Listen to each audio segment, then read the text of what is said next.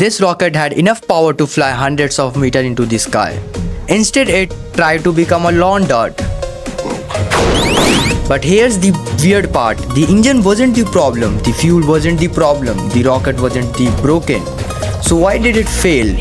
Every year, aerospace engineers spend billions of dollars solving one surprising simple problem. How do you make a rocket fly straight? And today we are going to break rocket on purpose to find out.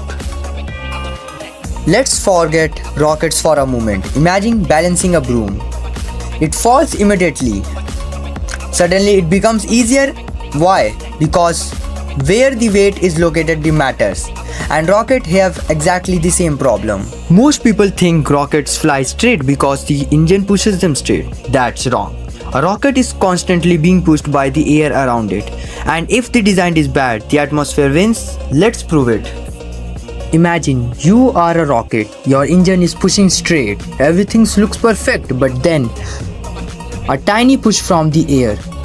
Nothing serious, just a tiny push.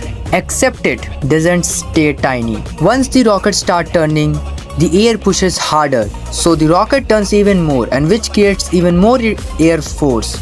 And how the rocket is fighting itself. At this point, gravity doesn't need to help. Rocket has already lost. Remember the broom. The rocket problem is actually the same problem. If the weight is in the right place, the rocket naturally wants to point forward. If the weight is the wrong place, it wants to fall over, just like the broom. And that's one of the biggest secrets in the rocket science. Making a rocket powerful is easy, but making it fly straight, that's hard part. And engineers have spent decades to solving that problem. But here's the next question. What happens if deliberately build the worst rocket possible?